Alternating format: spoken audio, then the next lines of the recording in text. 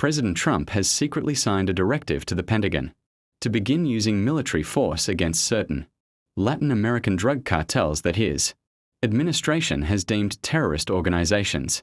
According to people familiar with the matter, the decision to bring the American military into the fight is the most aggressive step so far in the administration's escalating campaign against the cartels.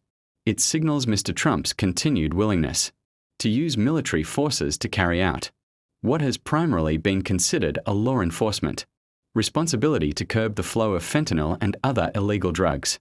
The order provides an official basis for the possibility of direct military operations at sea and on foreign soil against cartels.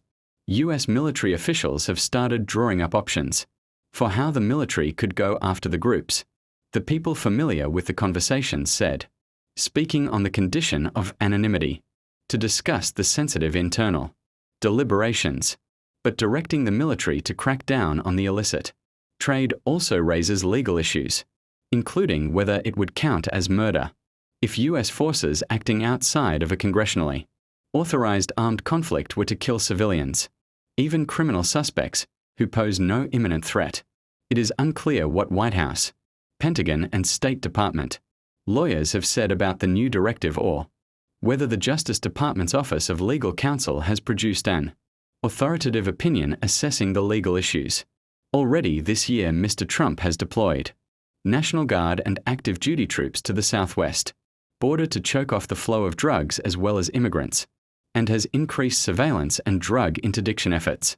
When he returned to office in January, Mr. Trump signed an order directing the State Department to start labeling drug cartels as foreign terrorist organizations. In February, the State Department designated Tren de Aragua, Mara Salvatrucha, known as MS-13, and several other groups as foreign terrorist organizations, saying that they constituted a national security threat beyond that posed by traditional organized crime. 2 weeks ago, the Trump administration added the Venezuelan Cartel de los Soles, or Cartel of the Suns, to a list of specially designated global terrorist groups, asserting that it is headed by President Nicolas Maduro of Venezuela and other high-ranking officials in his administration. On Thursday, the Justice and State Departments announced that the United States government is doubling a reward to $50 million for information leading to the arrest of Mr. Maduro, who has been indicted on drug trafficking charges.